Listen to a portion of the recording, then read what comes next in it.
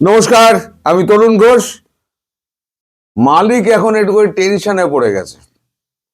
সারা পৃথিবীকে ব্যতিব্যস্ত করে শুধু পৃথিবীর সব থেকে বড় যে দেশটা আছে সেটা হচ্ছে সম্মিলিত দেশ, সেটা হচ্ছে ইউরোপ। তাকেও খেপিয়ে দিয়েছেন। তারপরে তো আপনার ভেনেজুয়েলার প্রেসিডেন্টকে তুলে এনেছেন। এখন বলছেন কিউবা, গ্রিনল্যান্ড দখল করে নেব। এদিকে ইরানে রেজিম চেঞ্জ করার চেষ্টা করছেন। এই রেজিম চেঞ্জ করতে গিয়ে একটু হোঁচট খেয়েছেন আমাদের মালিক। হুজুরেওয়ালা সালাম কবুল कीजिए, हम सब आपके नौकर है, आप শাহেনশাহ है। তো শাহেনশাহ এখন খুব টেনশনে পড়ে গিয়েছে। টেনশনে পড়ে কালকে রাত্রিবেলা গভীর রাতে একটা মিটিং ডেকেছেন, ন্যাশনাল ইমার্জেন্সি মিটিং। আমি সেই মিটিং এর আপনাকে ছবি দেখাচ্ছি। UN on high alert, US on high alert. কি বলছেন? ট্রাম্প আর্জেন্ট স্পিচ হলো। এইবারে দেখুন লেখা আছে, Trump issue urgent warning nation on edge, Trump emergency announcement. তলায় দেখুন ডেসক্রিপশনে।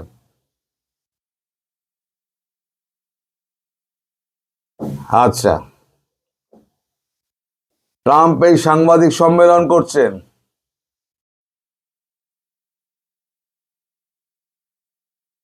এই দেখুন এক গাদা সাংবাদিক বসে আছে রাতের বেলা। ট্রাম্প এখন তাদেরকে নিয়ে এখন সাংবাদিক সম্মেলন করে সবাইকে বলছেন যে আমেরিকার সামনে এখন প্রবল বিপদ। আপনারা দেশের পাশে থাকুন, দেশের মানুষ শান্ত থাকুন।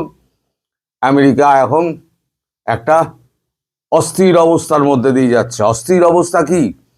অস্থির অবস্থা হচ্ছে দেশে একেবারে খাদ্যের সংকট, তার উপরে উনি দুনিয়ার ওপরে মালিক ছড়ি ঘোরাচ্ছেন।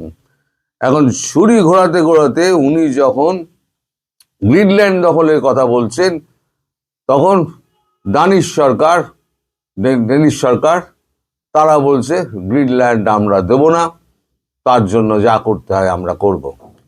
একই তো, গ্রিনল্যান্ড বলেনি। এখন গ্রিনল্যান্ড উনি বলছে, কখনো বলছেন আমি কিনে নেবো, কখনো বলছেন আমি দখল করে নেবো। তো গ্রিনল্যান্ড দখল করবেন কেন? ওনার যুক্তি হচ্ছে গ্রিনল্যান্ড একেবারে রাশিয়ার কাছাকাছি। অথচ ওনার জ্ঞাতার্থে জানাই হুজুরওয়ালা যে আপনার দেশই আলাস্কাকে কিনে নিয়েছিল রাশিয়ার কাছ থেকে। মনে পড়ে মালিক, এই আলাস্কায় আপনি গিয়ে পুতিনের সঙ্গে বৈঠক করেছিলেন। মাথায় F-16 চক্কর ফক্কর খুব খাইয়ে পুতিনকে খুব আপনি ভয় টয় দেখিয়েছিলেন। কিন্তু পুতিন তো পুতিন। তো আলাস্কা তো হয়ে গেল একেবারে রাশিয়ার ঘাড়ের আপনার চেপে গেল। তো তা আপনি আবার নতুন করে গ্রিনল্যান্ড নিয়ে কি করবেন? আসলে আপনি সুযোগ খুঁজছেন। কিউবার তামাক যে ইন্ডাস্ট্রি আছে, কফি ইন্ডাস্ট্রি আছে, ব্রাজিলকেও ধমক দিচ্ছেন। ব্রাজিলের লুলা আবার উল্টো ধমক দিয়ে দিয়েছে। তো ব্রাজিলকে দিয়ে পারবে না, কারণ ব্রাজিল ব্রিক্সের মধ্যে রয়েছে। ব্রিক্সের কান্ট্রিগুলোর মধ্যে তো ব্রাজিলও একটা আছে। এবারে হোঁচটটা উনি খেয়েছেন সেটা হচ্ছে ইরানে গিয়ে। ইরানে যাওয়া মানে হুজুরেওয়ালা একেবারে এশিয়ার ধারে কাছে এসে পড়ছেন। তা এশিয়ার ধারে কাছে যখন এসে পড়ছেন, তখন এই যে তিনটে মহাশক্তি রয়েছে, রাশিয়া, ভারত এবং চীন, এরা কি চুপ করে বসে থাকবে? এরা এখন পেছন দিক দিয়ে সমস্ত খেলাটা খেলছে। একটা পাল্টা খেলা চলছে। এখন ইরানে যদি রেজিম চেঞ্জ উনি করেও ফেলেন, তাহলে ইরানের যে শাহ, ইরানের শাহ যদি এসে বসেন, তিনি পাকিস্তানের আমেরিকার পাপেট হয়ে বসতে পারবেন না। হয়তো রেজিম চেঞ্জ আটকানো যাবে না, কিন্তু আটকানোর প্রচুর চেষ্টা করা হচ্ছে। ময়দানে খোলাখুলি নেমে গেছে চীন এবং রাশিয়া। ভারত পেছন দিক দিয়ে সাহায্য করে যাচ্ছে। কারণ যদি মালিক যদি আমাদের ইরানে চলে আসেন, ওদিকে উনি এই ভেনেজুয়েলা দখল করে নিয়েছেন, আমি বলেছি মেডিটেরিয়ান সি ওনার দখলে চলে এসছে। ইরান যদি দখল করে নেন, তাহলে পরে একেবারে আরব সাগর ওনার দখলে চলে আসবে। তাহলে ওপেক কান্ট্রিগুলো পুরো একেবারে ওনার বগল দেওয়া হয়ে যাবে। সেটা না ভারত চাইছে, না চীন চাইছে, না রাশিয়া চাইছে। ছোটখাটো দেশগুলোর কথা বাদ দিন, তাদের তেমন শক্তি নেই। কিন্তু এই যে আপনি হুজুরওয়ালা করছেন, এখন দেশের মানুষ তো খেপে গেছে। দেশের মানুষ বলছে আমরা ওয়ালমার্ট বন্ধ হয়ে যাচ্ছে, আমরা খাবার পাচ্ছি না। আপনারা এখানে আমাদের শাসন করার জন্য সৈন্য নামিয়ে দিয়েছেন। আমেরিকার ইতিহাসে এই প্রথম যে নাগরিকদের শাসন করার জন্য আপনাকে সৈন্য নামাতে হচ্ছে। এটা আমরা মানব না, বরদাস্ত করব না।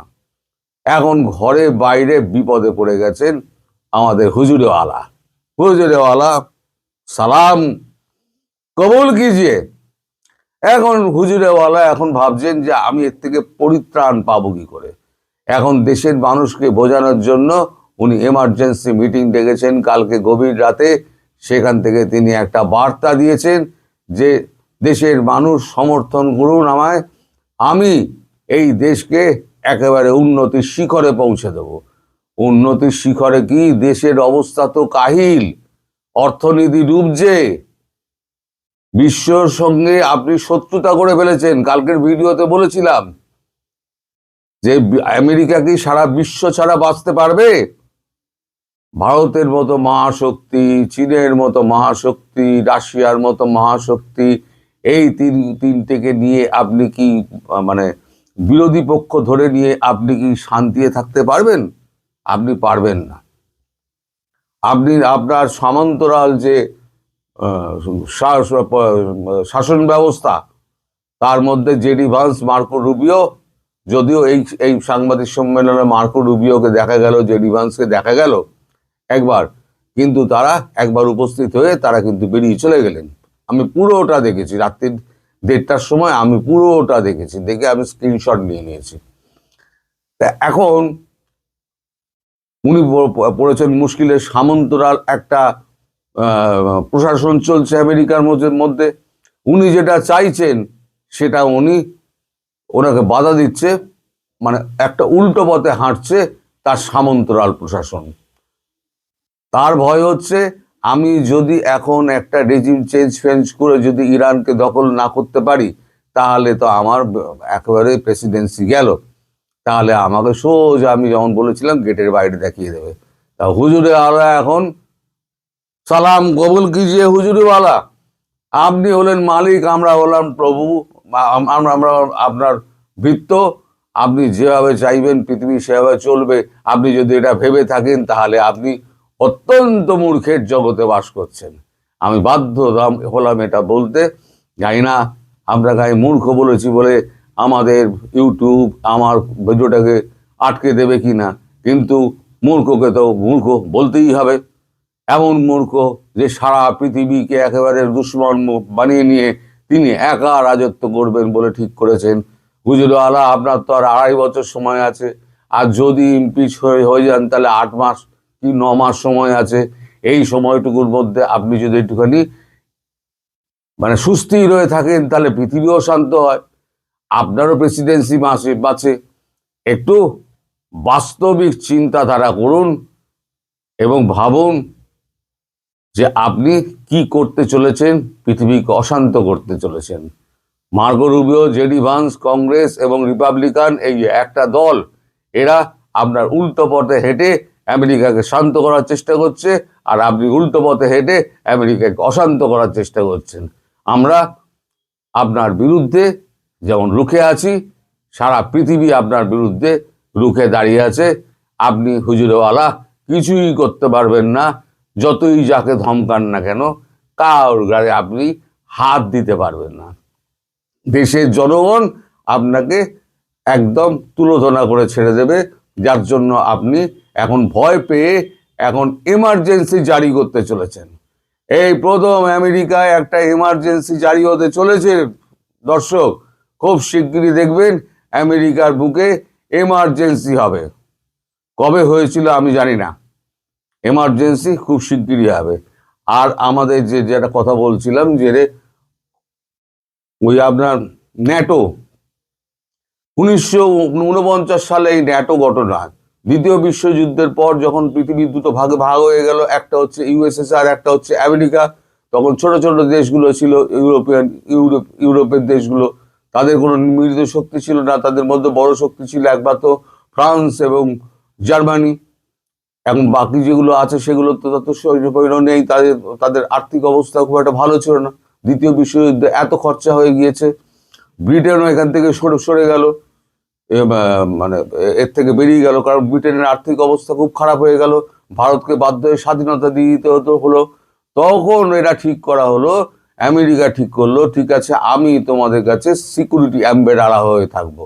তখন ন্যাটো গঠন হলো, north Atlantic treaty organization, NATO এখন ওই তাদের সিকিউরিটি দেবে। কিন্তু ব্যাপারটা হলো ন্যাটো এখন উনি বলছেন ন্যাটোর খরচা আমি দেব না। ন্যাটোর খরচা উনি যদি বন্ধ করে দেন তাহলে ন্যাটোটাই তো উঠে যাবে। ন্যাটোর ম্যাক্সিমাম খরচা তো উনিই করতেন, দিতেন, আমেরিকায় দিত। ন্যাটোর খরচা উনি বলছেন দেবেন না। তাহলে ন্যাটোর খরচা যদি না দেন তাহলে ইউরোপিয়ান ইউনিয়ন যে দেশগুলো আছে সেই দেশগুলো কিন্তু একলা হয়ে পড়বে, তাদের সিকিউরিটি চ্যালেঞ্জের মুখে পড়বে।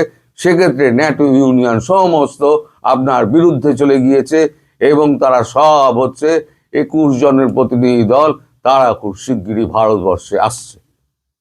খবরটা দিয়ে দিলাম আপনাকে।